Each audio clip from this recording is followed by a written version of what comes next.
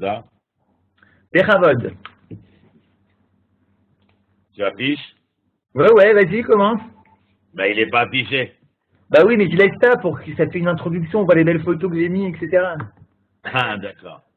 Top. Hein. Alors, voilà, il y a fait merde.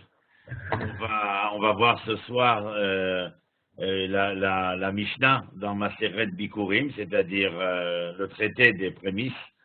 Mais c'est juste une introduction, étant donné que le texte que je vous ai choisi concernant Shavuot et les prémices de la récolte, après je vous dirai un mot de l'orge au blé, bien sûr, est un texte tiré des écrits du Rav Kook, dans ce qu'on appelle ou les Shmonek Vatim, les 8 livres concentrés, ou les Mahamaré Araya, c'est-à-dire les différents écrits, les différents textes qui ont été mis en page il y a des années de cela. Et aujourd'hui, à travers ces Shmonek Vatim, nous avons la possibilité d'entrevoir les origines. Mais tout cela, c'est une introduction totalement technique. Ketzad ma'alim et abikurim kol ayarot shebemahamad mitkansot la'ir shel Mahamad. C'est-à-dire, comment est-ce que nous montions à Jérusalem avec les prémices de la récolte. Je vous rappelle que les 3 premières années, la 4e année, eh bien, nous ne touchions pas à l'arbre, et que la 4e année, il était possible de prélever les prémices de la récolte, et ces prémices étaient emmenées à Jérusalem pour être offerts et dégustés. Et donc, comment cela se passait, nous dit la Mishnah? Comment est-ce que ce mouvement d'en avant des prémices transportées se déroulait? Kol Ayarot et Mahamad, il est clair que toutes les villes qui se trouvaient, on va traduire Mahamad par préfecture en français, toutes les villes qui se trouvaient autour de la préfecture, eh bien, se rassemblaient au lieu dit de la préfecture, et Mitkansot les Irshel Mahamad, ve Lanim Berechova, ils dormaient dans les rues de la ville, de Rechova Shelaïr, Velo Ayou Nirnasim les Batim, ils ne rentraient pas dans les maisons, ou Vela Mashkim Aya Amemune, la Mashkim, c'est-à-dire celui qui allait réveiller les foules afin de se mettre en marche à partir de tous les chefs-lieux. Eh bien, il y avait un Memouné, c'est-à-dire celui qui était responsable, et il disait, Omer, Kumu Venale Tzion, levez-vous et montons à Tzion. Tzion, c'est soit Jérusalem, soit dans la littérature hébraïque, c'est aussi Eretz Israël. Mais vous rappelez que Tzion est aussi la note et aussi l'évaluation, donc, et le repère. Donc vous voyez que la note, l'évaluation et le repère se réfèrent à Jérusalem et à Eretz Israël. Et donc, Kumu Venale Tzion, El Beit Hashem Elokenu, vers la maison de l'Éternel, notre Dieu. Voilà. C'est nous donner quelques indications pour vous dire qu'il y avait véritablement là, à l'arrivée de Shavuot, c'est-à-dire de la fête des semaines. En fin de compte, elle est une fête essentiellement agricole à l'origine. La posteriori de nos sages viendra y apposer la date de Vav de Sivan, le 6 Sivan, comme étant la date du don de la Torah, le 50e jour après le décompte des 7 semaines, et donc cette 8e semaine, comme d'habitude en hébreu, le chiffre 8 ayant une révélation transcendante par rapport à l'immanence des 7 semaines. Je vous en dirai un mot dans un instant à propos de l'orge et du blé, en espérant avoir le temps. On va passer au texte du Rav Kook qui va venir, et en référence à la Mishnah que nous avons lue, eh bien, je vais lire avec vous et essayer d'expliquer. Vous savez que le Rav Kook est d'un lyrisme, d'une poésie, d'un ésotérisme et d'une philosophie absolument déroutante, étonnante, détonnante. C'est un véritable travail. Votre serviteur s'y attelle depuis 35 ans, exactement, mais ces 10 dernières années, de manière absolue, entre le Tanakh, d'une part, où je partage mon temps, l'autre partie de mon temps se consacre aux écrits du Rav Kook. Alors on va commencer, c'est bien là, il ne s'est pas trompé, notre cher Johan, Benohag, Bein Haumot, c'est-à-dire dans la tradition des nations. C'est Uma, c'est Kol Iska Umiriata Ena, qui im avodat adama, c'est Uma, c'est Kol Iska, une nation dont toute l'occupation matérielle, Umiriata, les ressources de cette nation.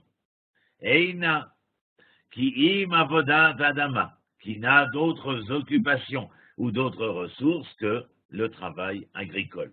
Il est bien évident qu'à l'époque où la Mishnah est écrite, même si le temple est détruit, la nation n'est plus, eh bien, on a bien sûr en consonance le fait que la société israélienne d'antan, la société des Hébreux, était une société agricole, c'est-à-dire un monde tertiaire, mais essentiel, comme vous allez le voir, dans le propos du Rav. Donc la nation, l'occupation, les ressources proviennent essentiellement de l'agriculture, du travail de la terre. Les lotasim megamata, les misrar et les charoshet amaase, shu murkav ima misrar. Ce qui vient nous dire ici que ces nations-là, la nation, préoccupée essentiellement par le côté agraire de la réalisation socio-économique, eh bien, ne se penchera pas, ne s'organisera pas, ne s'orientera pas vers les misras, c'est-à-dire le commerce, vers les charoshet amaase, c'est-à-dire vers la petite industrie, misra. Pourquoi? Parce que ceci est lié avec le côté marchand.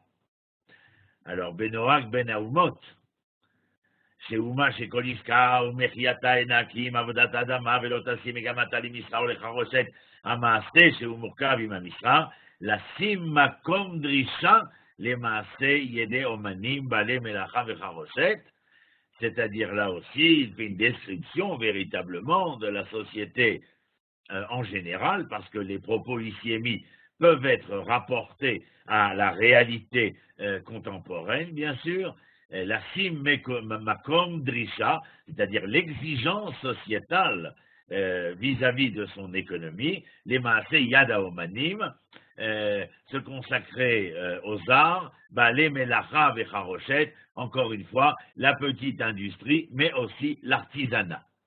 Et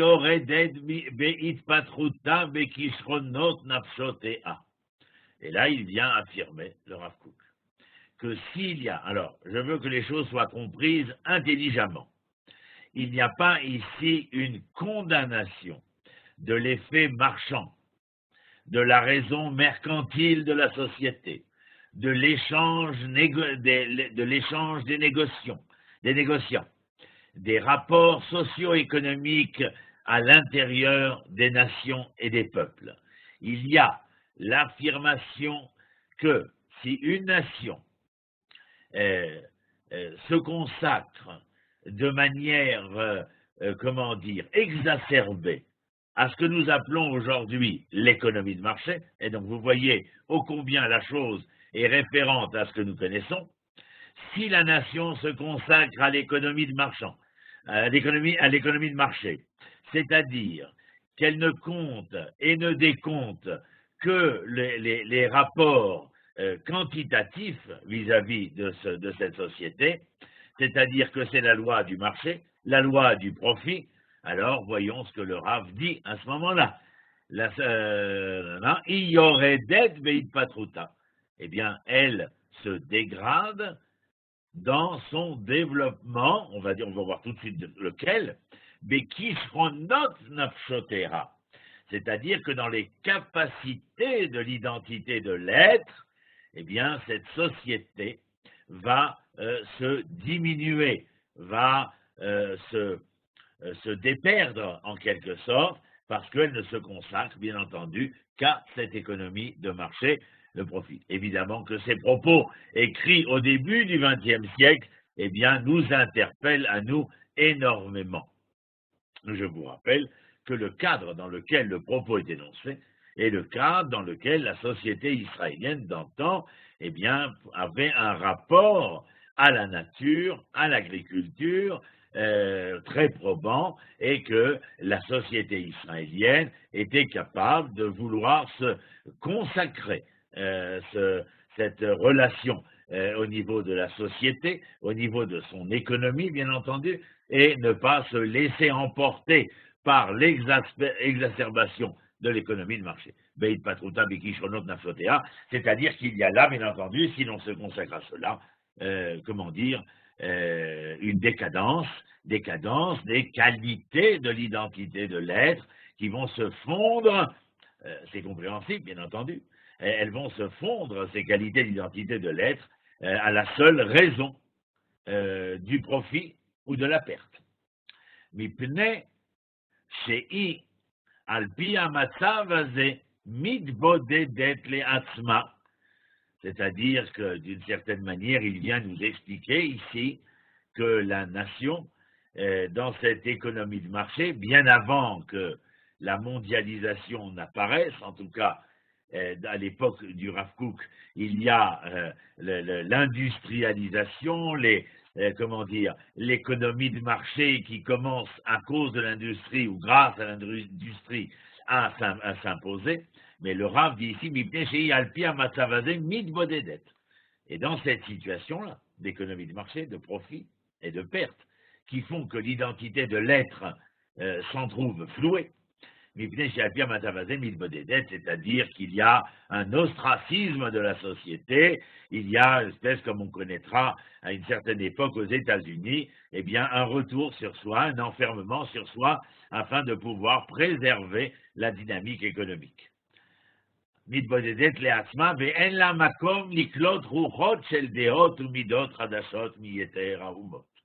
dans ce cadre-là, que se passe-t-il? Lorsqu'il y a, c'est l'isolationnisme, c'est le mot que je cherchais, je viens de me le souvenir, eh bien lorsqu'il y a cet isolationnisme, elle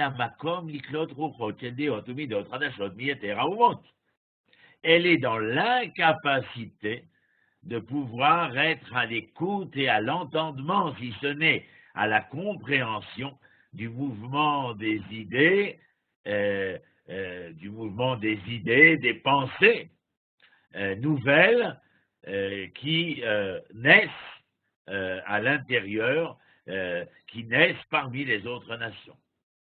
Omnam, et alors maintenant, ça c'était de manière générale pour les nations, c'est-à-dire une analyse socio-politique, économique, de voir que des nations qui étaient agraires et dont le développement va devenir de plus en plus l'économie de marché, d'une relation du profit à la perte et de la perte au profit, eh bien ceci va entraîner l'identité de l'être national dans une décadence, dans une certaine dégradation, puisque le rapport ne sera que celui du profit. Je parle de choses que nous connaissons parfaitement, bien entendu, mais à un moment donné, le Rav Kook donc vient nous enseigner que non seulement cela, mais qu'il y a aussi dans cet isolationnisme-là un empêchement, une incapacité à pouvoir être capable d'intégrer, d'entendre, j'ai dit de comprendre les autres idées, les autres pensées, les autres, courants et mouvements parmi les nations. C'est-à-dire, en clair, l'incapacité d'une véritable volonté de remise en question. Omnam, Am Hashem Ele. Pourtant, Am Hashem, le peuple de l'Éternel, cela,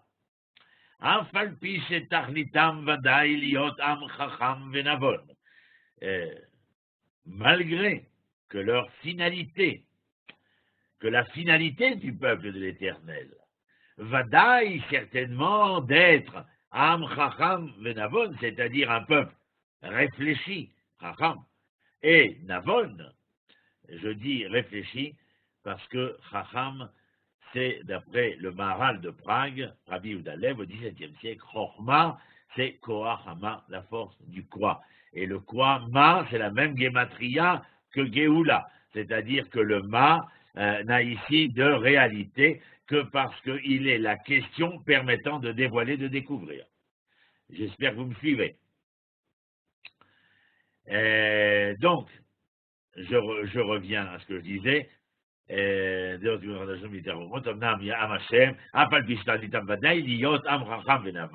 Donc j'ai dit chacham, réfléchi, navon, raisonnable. Raisonnable dans le sens de ceux qui sont capables de ne pas se laisser entraîner dans la seule sensibilité, et vous avez compris que par rapport à l'économie de marché de tout à l'heure, enfin celle que nous connaissons, l'économie de marché qui est basée sur la sensibilisation commerciale vis-à-vis du produit. Et donc, dans ce cadre-là, regardez ce qu'il dit, il faut garder une dimension réfléchie et raisonnable. Et réfléchie, je vous ai dit, dans le sens de poser la question afin de pouvoir dévoiler et découvrir ce qui se cache sous l'exacerbation de la sensibilité mise à dure épreuve dans l'économie de marché. אף על פי שתכליתם ודאי להיות עם חכם ונבון, כליל המעלות, המידות והדעות היותר טהורות ומושכלות. C'est-à-dire, en ajoutant ici, je réfléchis à comment tourner cette phrase, mais non seulement il est certainement ce peuple raisonnable et réfléchi, mais qu'il est porteur, Khalil, Kolel, c'est-à-dire qu'il comprend en son sein ces généralités que sont Amaalot, les valeurs, Amidot, les vertus, Adéot, les pensées, Ayoter, Théorot, des plus pures, ou Mouskalot, c'est-à-dire non seulement les plus pures, mais aussi les plus savantes. Alors, lorsque nous parlons des valeurs, des vertus, des pensées, bien entendu, vous comprenez que sa référence essentielle reste intimement liée à l'identité morale de l'être, bien entendu. Deot ayoter théorot ou muskalot. Théorot, nous avions déjà dit, je crois que c'est avec vous, mais sinon, je le redis, c'est le contraire de tmeot. Or, il n'y a rien de plus tamé, de plus impur que la mort, et il n'y a rien de plus pur que quoi? Eh bien, que la vie. C'est-à-dire que lorsque je dis que les valeurs, les vertus, les pensées, ayoter, théorot, les plus pures, c'est-à-dire des valeurs, des vertus, des pensées capables d'insuffler un souffle de vie dans l'existence profonde, réelle de l'être. Mikol Makom, Chafetz Hashem, ou, c'est quoi Chafetz Hashem? Souvent, lorsque l'homme parle, on peut venir et dire que le Chafetz de l'homme, étant donné que Chafetz c'est l'objet, alors que Chafetz serait le désir, alors on ne peut pas parler d'un désir matériel lorsque nous disons Chafetz Hashem. Et dans Chafetz Hashem, il y a un désir essentiel de pouvoir permettre à son peuple élu, qu'il a choisi et qui a accepté d'être choisi pour être le témoin du projet divin, eh bien, il y a, oui, une aspiration divine à l'essentialité de l'objet Israël. C'est là que interfère la matérialité, si vous voulez, dans Chafetz, c'est-à-dire que dans la matière d'Israël, il y a une volonté divine à révéler, à permettre la révélation de l'essentialité d'Israël, ou sheyu netuhim alad matam. Alors là, ça vous laisse pantois si ce n'est quoi? C'est-à-dire, quelle est l'essentialité de l'objet matériel qui va se matérialiser? Eh bien, c'est que les enfants d'Israël soient installés sur leur terre. Incroyable. Ben non, il n'y a rien d'incroyable. Tout simplement parce que l'homme, c'est Adam, et parce que la terre, c'est Adama, c'est une même racine étymologique, et donc l'homme tire ses racines de la terre, et la terre donne ses racines à l'homme, et l'homme sans sa terre est un être déraciné. Voilà, c'est tout. C'est clair, quoi, je veux dire, il n'y a pas besoin de sortir de Saint-Cyr pour ça. Je suis toujours abasourdi par le nombre de gens qui aiment faire des circonvolutions synaptiques quand les neurones leur manquent. Ça me laisse toujours pantois si ce n'est quoi, mais j'ai déjà dit. Mikol Makom Chafetz Hashem, ou sheyu netuim alad matam. Ah non, pas, vous avez fait attention comment il emploie. Il emploie le verbe agricole, c'est-à-dire qu'il soit planté. Planter, on ne plante pas en terre, on ne met pas en terre, si ce n'est que l'on veuille enraciner. Neta. Neta, c'est pas seulement planter. Netia, au moment de Mishpat, on fait netiyot, les plantations. Oh, ça va beaucoup plus loin que ça. Moi, je crois chez Younetuim Alad Matam, c'est-à-dire qu'il soit capable d'être enraciné. Et regardez la suite. Nehenim, Venizonim, Mitov Artsam. Ils jouissent et se nourrissent du meilleur de leur terre. Si vous étiez simplement venu planter, il y a de grandes chances que sans vouloir enraciner, vous vous plantiez. Au sens figuré, bien entendu. Donc il est clair que Nehenim Venizonim, Mitov Artsam se réfère à la texture précédente, c'est-à-dire qu'ils soient de ceux qui s'installent, s'implantent, habitent, bien entendu, mais pas seulement. D'ailleurs, c'est intéressant. Hier, j'enseignais le livre de Ruth, et il y a que Elimelech, qui quitte Bethléem de Yehuda, est allé lagour Besdé Moab. Et dans tous les ulpans d'Israël, et j'imagine qu'à Tataouine-les-Bains, en Gaule et Navarre, là-bas, c'est la même chose, on nous dit « Efo Atagar, Hamoud » où est-ce que tu habites, soi-disant? Lo Giveret, Ani Logar, Ani Yoshev, Birushalayim, Aval Ani Gar, Paris. Lama, pourquoi? Parce que la gourze est la chaude guerre, étranger, alors que la chevet est ici de pouvoir s'implanter. De là, la formule, le substantif en hébreu, itchajvout, c'est-à-dire les implantations, que l'actualité aime tellement. Et donc, en conséquence de quoi, plus tu seras implanté dans le sens d'enraciner, et plus tu pourras jouir des fruits de ta plantation et te nourrir du meilleur de ta terre. Si on reste sur ce que nous avons dit tout à l'heure, l'homme et la terre, c'est la même racine étymologique. Vous avez compris que l'homme, Adam, c'est masculin. Adama, c'est féminin. Non. Et l'homme et la femme, ou l'homme et la terre, c'est la même chose.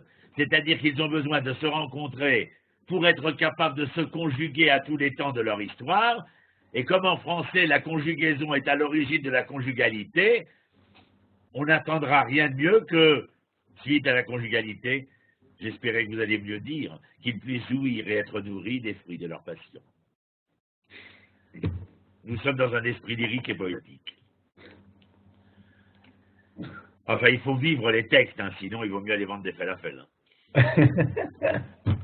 J'ai l'impression de ces gens qui lisent. D'ailleurs, l'icro, ce qu'on est en train de faire, là, l'icro. L'icro, ça veut dire lire et ça veut dire être interpellé, appelé.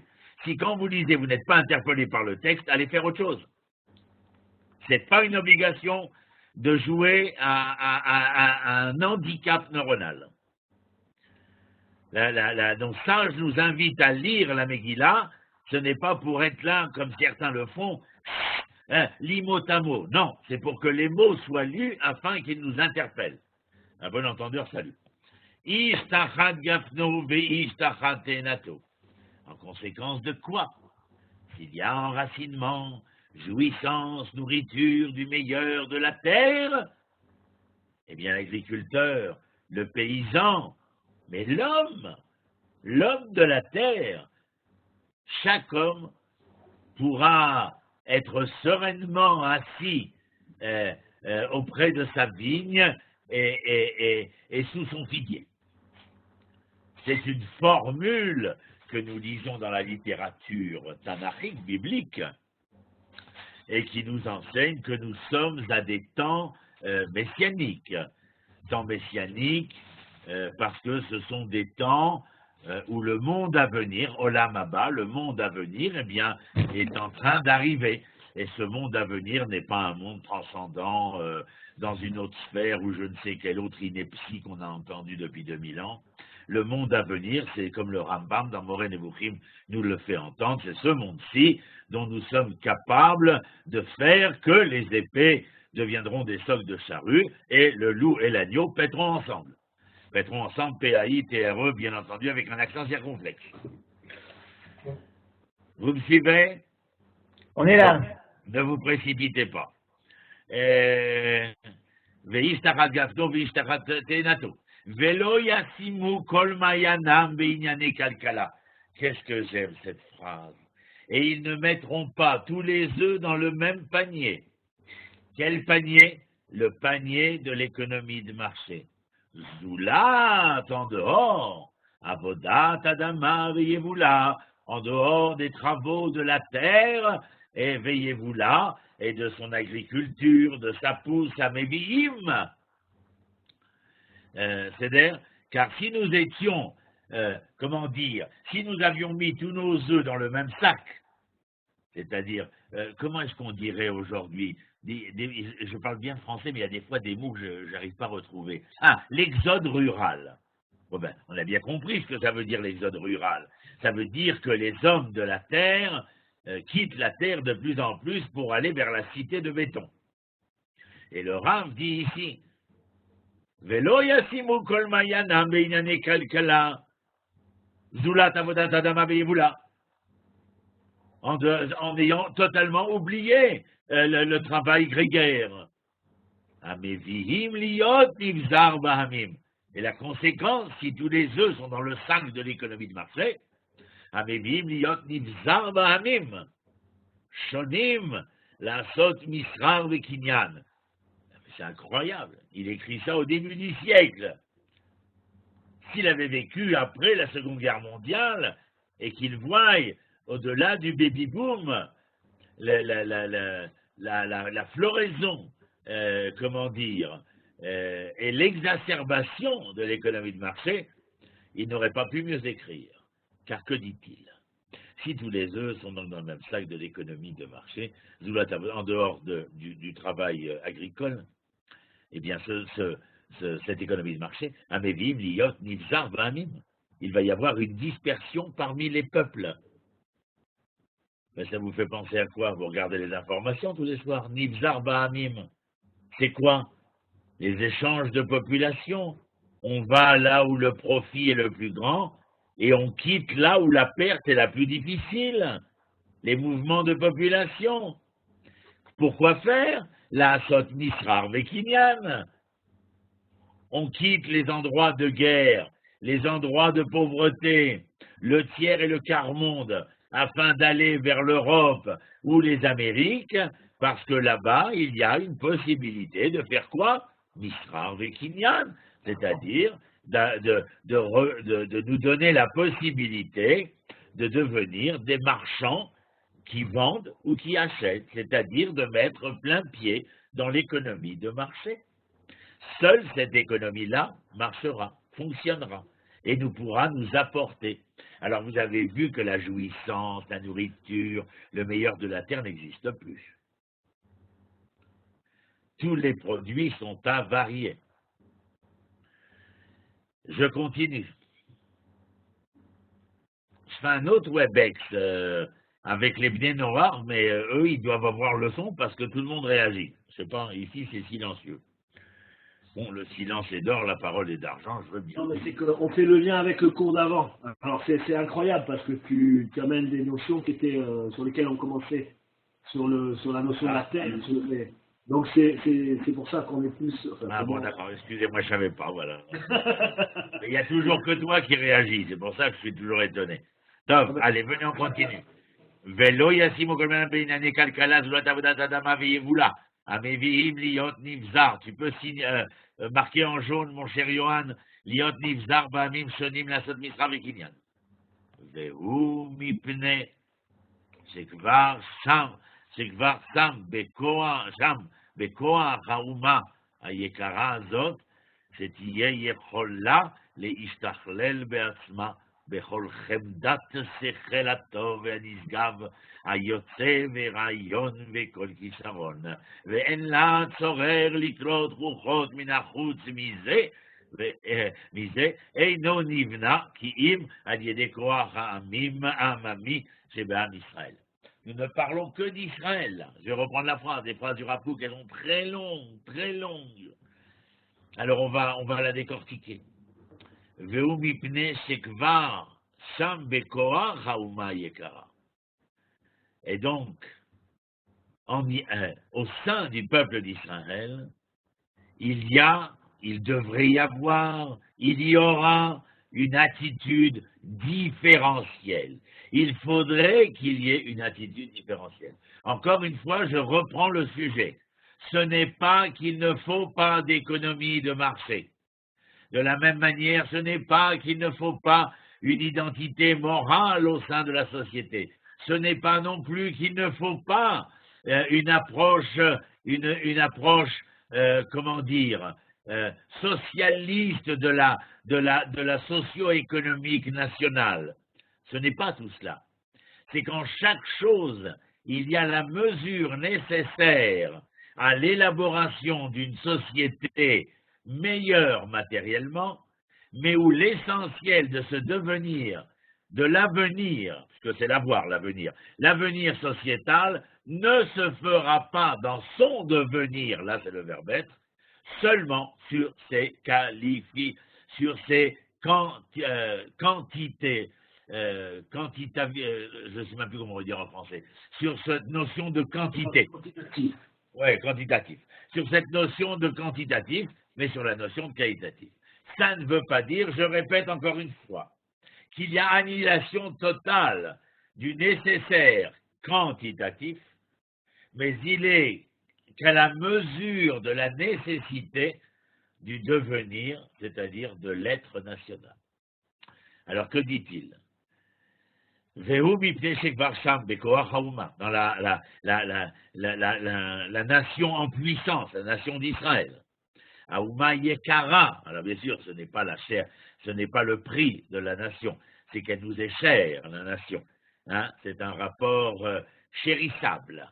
Ayekara Azot, Cheti et Yechola, et qu'elle puisse, Mazel et Ishtachlel, s'améliorer, Beatzma, Bechol Chemdat Sechel Atov Anisgav, c'est-à-dire qu'elle puisse s'améliorer vis-à-vis d'elle-même, mais par rapport aux forces qu'elle recèle en son sein, et que peut-être pourrait-elle penser que la réussite ne dépend que des forces extérieures qui pourraient venir servir mes intérêts propres, alors que le Rav vient et dit, il est probable que peut-être de manière infinitésimale cela soit possible, mais sache que dans la vérité des choses, l'essentiel se trouve chez toi. Vous comprenez ce que je dis? L'essentiel se trouve chez toi. L'essentiel ne se trouve pas à l'extérieur. On va dire comme ça, l'essentiel se trouve chez toi, le reste est une contribution.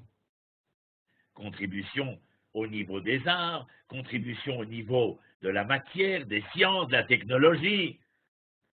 Mais essentiellement, quand il s'agit du devenir de l'être, les choses sont en toi, elles t'appartiennent.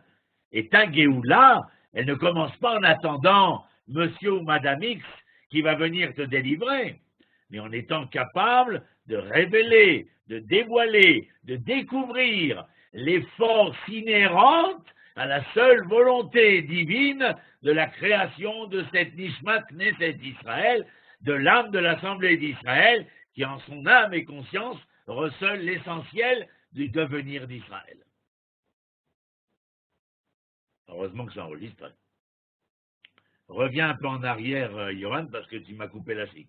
Merci.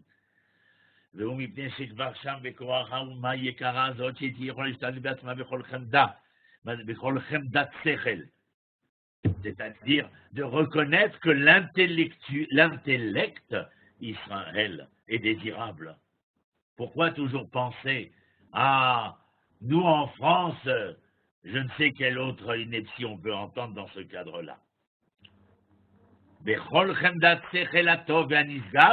Pourquoi Hatov? Pardon? Pourquoi Hatov? Ben parce qu'il peut y avoir Sechel Hara. À Sechel Hatov, c'est-à-dire celui qui est à la recherche du bon, du bien et du beau. Enfin, on va dire du bien, du bon et du vrai. Ok, merci. C'est de cela dont il est question. C'est-à-dire élevé, supérieur. Ayotse, Ayotse, c'est-à-dire qui est émis, révélé. Hein? Vous avez potentiellement la possibilité de savoir qu'en votre âme et conscience, vous recelez Aleph, Bet, Gimel, Dalet.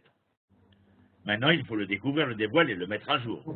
C'est-à-dire de le sortir de l'état potentiel à l'état réel. Et donc, il dit ici,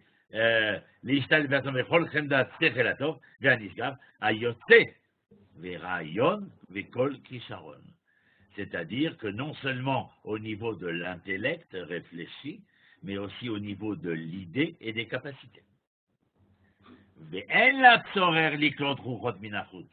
Et ce n'est pas une obligation que de vouloir être inspiré par une réalité tierce. Il est fortement recommandé, d'ailleurs même en psychologie clinique, il est fortement recommandé de pouvoir, lorsqu'on entame une introspection, d'être à même de penser que la vérité, le bon et le bien se trouvent en moi. Et que les déviationnismes qui furent les miens sont conséquents d'un non-regard dévoilé, découvert de ce que je suis en mon âme et conscience. Je continue. En vérité, je pourrais dire d'autres trucs, mais bon, il faut se limiter. Ve'en la tzorer likrot ruchot min hachutz, mize eno nivne ki im al yedei koach ha'amami shebe'am Israël. Il dit, vous vous construisez. Vous êtes capable de vous construire, nivna, c'est-à-dire de se construire soi-même. Il est possible de se construire soi-même à partir de ce dévoilement, de ce découvrement de quoi? Des forces, à Amami, des forces populaires qui se trouvent au sein d'Israël. On a l'impression de voir Roni dans ses accès politiques d'il y a 35 ans. Il m'en fait de belles, le Rav Kook. Omnam Kari Amida. J'espère qu'on va arriver à la fin, oui. Alors, j'avance un peu plus vite. Omnam Kari Amida, Sheye Aeged, Amekacher et Am Hashem, Aava, Sheena, Truya, Bedava. Voilà. La mesure, Amida, c'est-à-dire la valeur mesurable d'Israël, si elle cherche le point d'achoppement à partir duquel elle va pouvoir se construire, c'est si elle est capable d'avoir un amour d'elle-même indépendant de tout amour tierce ou extérieur. Ki'im kesher ruchani, c'est-à-dire qu'elle est une relation spirituelle. Avat Hashem vetorato, l'amour de l'éternel et de son enseignement. Je ne dis pas de sa Torah, je dis de son enseignement. Torah veut dire enseignement. Chez Kolatov, Ve'anisgar, Ayotse Mize, Eno Nivna, Kihim, Aliede Koach Hamami Shebe'am Israël. Comme disait ma grand-mère en anglais, Raoudel Pasuk. Il est question ici de cet amour indépendant, en quelque sorte, de ce lien, de cette relation spirituelle, d'amour à l'éternel, d'amour à son enseignement. Et donc, quand j'aime ma femme, je n'ai pas besoin de me persuader qu'une maîtresse quelconque pourrait m'apporter de l'amour suffisant pour aimer mieux ma femme. J'ai été très expressif, là, n'est-ce pas? Chez Kolatov, Anisgar, Yotemizé, non Ibna, qui m'a dit des Koach Hamami, Shebe'am Israël, on l'a vu. Alken, en conséquence de quoi? Abikurim, les prémices de la récolte que nous amenons à Jérusalem. Et Mamorim, eux nous enseignent à la chiba, à Yetera. La chiba, c'est comment? On va pas dire amour, à l'affection, à ce plein d'affection que nous avons. Anoda'at liyesod avodat adama, vis-à-vis d'anoda'at, ça veut dire ce que nous savons sincèrement, profondément, notre âme et conscience, noda'at, c'est quelque chose qui est su de nous. C'est-à-dire que cet amour de la terre, cette affection à la terre qui est su et connu de nous, comme fondement, les Yesod Avodat Adama, les Ouma israélites, comme fondement des travaux de la terre pour la nation d'Israël. Vous voyez que le rapport de l'homme et de la terre est important. Mais je ne crois pas, là non plus, mais on n'a pas le temps de développer cela, que cela soit question simplement de l'agraire, de l'agricole. Je crois que le rapport de l'homme à sa terre, c'est dans le sens de la réponse qu'il aurait fallu étayer ce soir, mais qu'on n'a pas le temps, mais on le fera peut-être autrement. La raison pour laquelle Dieu choisit une terre, cette terre, et nous la donne. Donc vous voyez que dans ce cas-là, ce n'est pas seulement parce que Dieu veut faire de nous des moissonneuses pelleteuses, mais d'abord parce qu'il y a un sens à cette terre. Donc qu'est-ce qu'il dit? Al ken abikurim amorim al achiba yeter anodat le yesod avodat adam aliuma israélite shetarbuta tigdal davka. Mazé tarbuta, la culture. Vous comprenez? Nous parlons de la terre et nous parlons de la culture. Vous avez fait attention en français. La culture et la culture, c'est l'homonymie d'un même sens étymologique, d'une étymologie commune, mais dont les sens sont différents. Il y a la culture de la terre et la culture de l'homme, mais où le Rav pourrait nous faire entendre ici qu'il n'y a de culture de l'homme que parce que l'homme a été capable d'être le cultivé de cultiver sa terre, d'être lui-même cultivé par sa terre. C'est génial. Chez Tarbuta, Tigdal, Davka, Be'eyota, Betor, Am, les Bodad. Ah, mais cette terre ne sera capable de donner, cette culture ne pourra donner, disons-le, son fruit, pour être expressif, seulement si quoi? Si le peuple est Am, les Bodad, Ishkon, ou Bagoïm, Loït Rachem. Hein? Am, les Bodad. Eh bien, c'est exactement la métaphore que j'ai utilisée tout à l'heure. Comment la femme pourrait donner le fruit de son amour si elle n'est pas consacrée par celui qui se consacre uniquement à elle.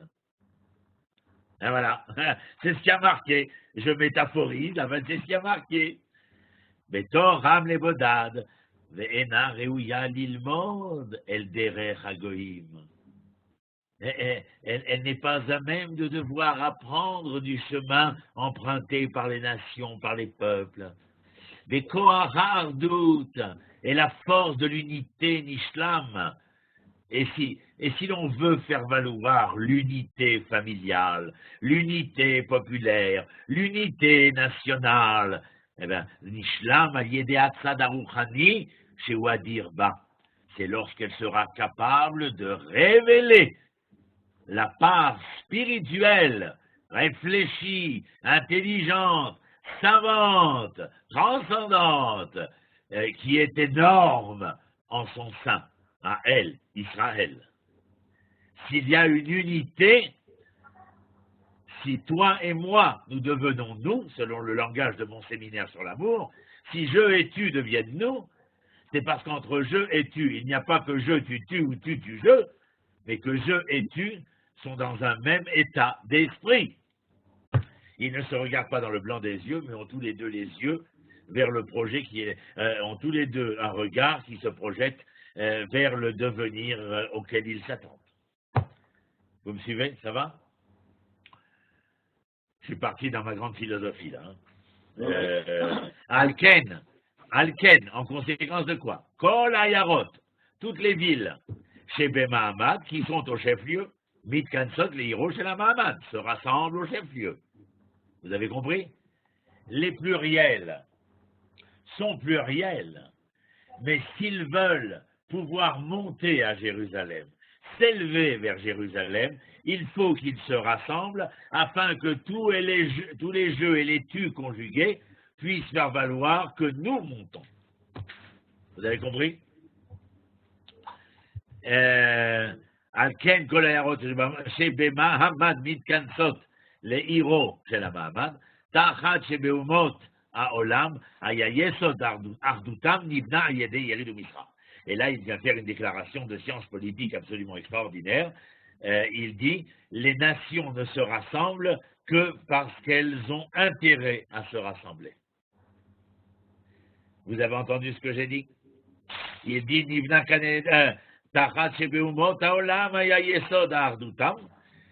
du fait que, concernant les nations, leur unité ne pouvait se faire seulement à l'idée du Misra, c'est-à-dire à travers cette économie de marché, c'est-à-dire à travers l'intérêt de masse, l'intérêt de classe, etc.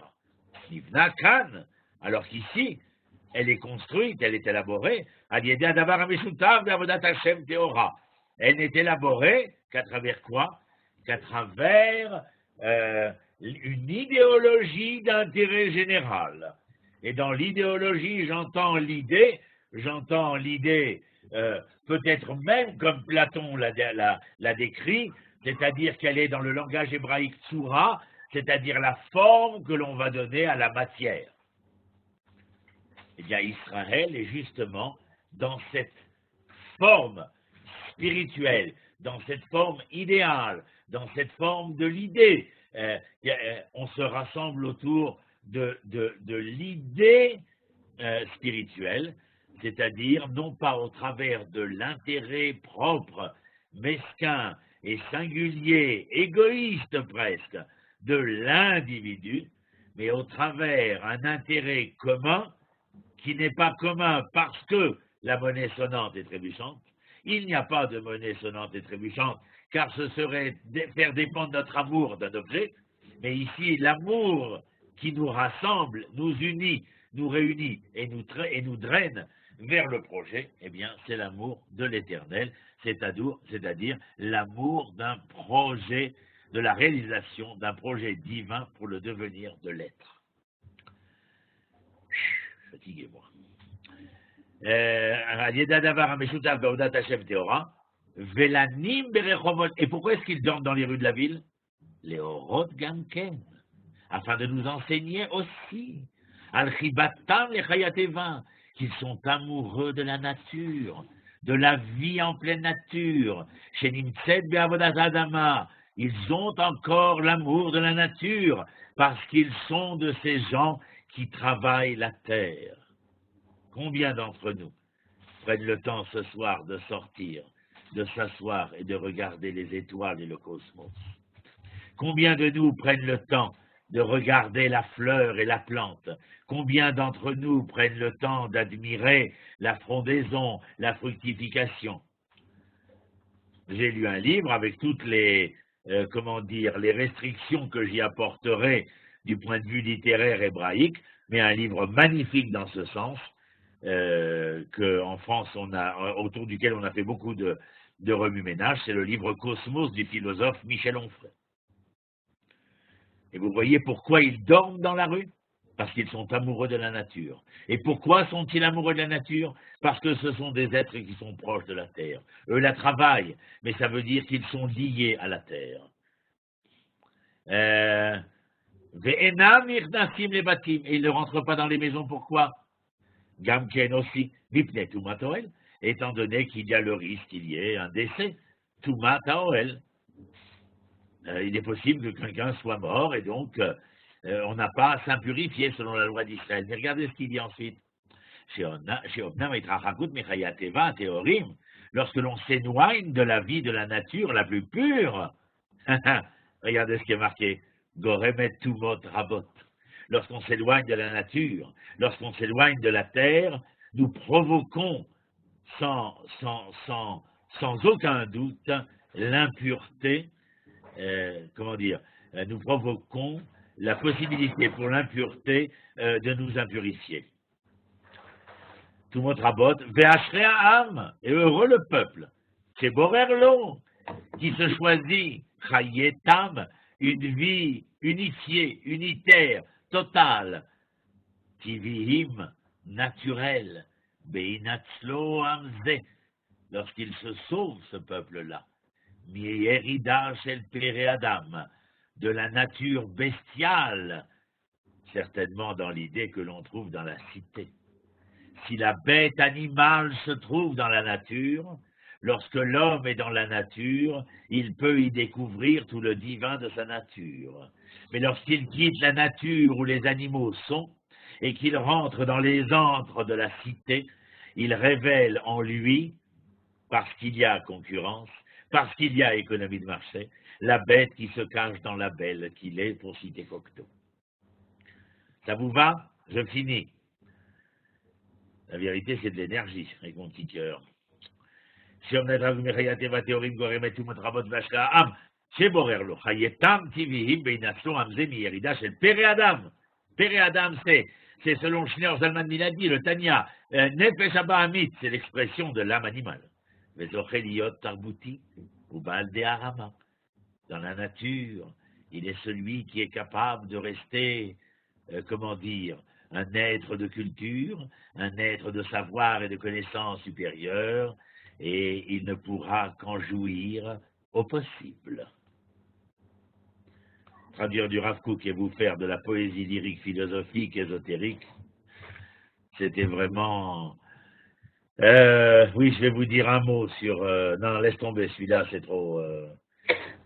Non, on a tout dit. Alors, je vais dire simplement un mot. L'orge au blé. Pendant 49 jours, nous amenons de l'orge, qui est la nourriture de l'animal. Nous amenons de l'orge au temple. Nous amenions de l'orge, le homer, qui est une mesure d'orge. 49 jours par rapport aux 49 portes d'impureté. Comme si chaque jour venait racheter la porte d'impureté, c'est-à-dire de ce mouroir dans lequel nous nous fourvoyons en Égypte. Et donc, sortis d'Égypte, nous comptons 49 jours, parce que 49 jours, c'est une manière de l'étaire, c'est-à-dire de purifier, de revivifier, en quelque sorte, ce qui se mourait. Et nous faisons cela afin d'extraire de plus en plus un effet Shabbat, l'âme animale. Et nos sages ne s'y trompent pas. Comment faire pour extraire l'âme animale? Tous les Shabbats qui sont à l'origine de la semaine qui vient, eh bien, nous allons lire les Pirkei Avot, qui sont le traité des maximes de nos pères, c'est-à-dire de l'identité morale, de la manière d'être hébreu. Et plus la morale s'inscrira dans le concept de l'existence de l'être, et plus la morale trouvera sa pratique dans l'éthique de son existence. Et au 50e jour, on amène le blé, qui est la nourriture de l'homme, et nous sommes passés de la Nefesh Abahamit à la Nefesh Elokit, c'est-à-dire de l'âme animale à l'âme divine, c'est-à-dire que le 50e jour, l'homme qui se présente, tel que nous l'avons décrit dans la nature du Rav Kook, eh bien, est un homme qui a été capable, enfin, de faire valoir l'image divine sur son visage humain, parce qu'il aura éliminé, annihilé l'âme animale, la Nefesh Abahamit, et qu'il aura laissé valoir et prévaloir l'âme divine, donc cette image divine sur son visage humain, d'où l'éclairage et les éclaircissements que nous avons donnés. Ouf. Hein? Si vous avez quelque chose à dire, osez. Certainement pas. Non, vous pouvez avoir quelque chose à dire. Ouais, alors moi j'aimerais rajouter YouTube, celui-là, Johan, parce que je veux le réécouter. Bah, Celui-là, vous voulez pas le mettre sur YouTube, celui-là. Par rapport à ce que tu disais, justement, de passer à la pureté, je me rappelle que j'ai lu l'année dernière dans le Rav Chalban, le Rav Chaim Cohen, voilà, vous connaissez, il écrit des très très jolis livres, Talmidei Chaim, et justement là-bas, il parle de l'importance d'aller au mikvé à la nuit de Shavuot. Il explique que c'est les 7 x 7, c'est comme l'impureté de la femme, et que justement, ce mikvé juste avant d'arriver au lendemain matin, on va recevoir la Torah, c'est justement mettre le tampon pour finaliser les 49 jours de pureté. Voilà. Je rajouterai à ce que tu dis de faire très attention, de ne pas penser que le mikvé est une finalité, mais il n'est que le moyen. La finalité reste les 49 jours de palier qui nous amènent à construire une identité morale où le mikvé n'en reste pas moins le moyen, mais où la finalité est de devenir l'être auquel aspire l'Éternel. Super. Petite question, désolé. Oui, vas-y. Ces 40 mesures d'orge, ces 49 mesures d'orge qu'on donne, sont liées aux midot qu'on travaille, Chesed, Sheba. Donc ça veut sous-entendre que cette mesure d'orge, elle est liée à une âme animale, et que ces midot qu'on travaille sont plutôt de la dimension animale, d'accord? Non, elles sont de la dimension, elles rappellent les différentes sphirotes, les différents sirotes, on ne va pas rentrer là-dedans, et ces différentes sirotes, elles sont le nécessaire de l'image divine que nous devons faire refléter sur le visage humain. C'est-à-dire qu'elles sont la médecine par laquelle nous sommes capables, jour après jour, de nous nettoyer des infortunes de l'exil, des infortunes, des impuretés de l'exil qui nous ont entraînés pendant 210 ans ou 2000 ans aujourd'hui, pas à pas vers les mouroirs de l'exil, qui est d'ailleurs un texte que j'ai écrit, et ça s'appelle Les mouroirs de l'exil. Eh bien ici, il est question de je me dis comment on dit, d'un état vivifiant où chaque jour, eh bien, il y a un souffle de vie qui est insufflé de plus en plus jusqu'à ce jour où nous sommes suffisamment le contenant, ni cassé, ni fracturé, ni fêlé, pour pouvoir recevoir l'enseignement de l'Éternel. Donc en fait, on sort cette mesure d'orge de nous et on la porte au temple comme d'une certaine manière, oui, c'est ce qu'on fait au temple d'ailleurs. Lorsque nous venions apporter des corbanotes, sujet dans lequel je ne veux pas rentrer parce que c'est une grande marloquette entre le Rambam et le Ramban, mais on amenait un sacrifice, qu'il soit végétal ou animal. En tout cas, ce sacrifice voulait nous faire valoir, Corban, qu'il y avait une approche de l'homme vers le divin, parce que l'homme avait été capable de se rapprocher de lui-même, c'est-à-dire de l'image divine du visage humain. Voilà. Et plus il y a de cette image divine sur le visage humain, et plus l'homme se sent naturellement proche de l'Éternel. Merci. Voilà.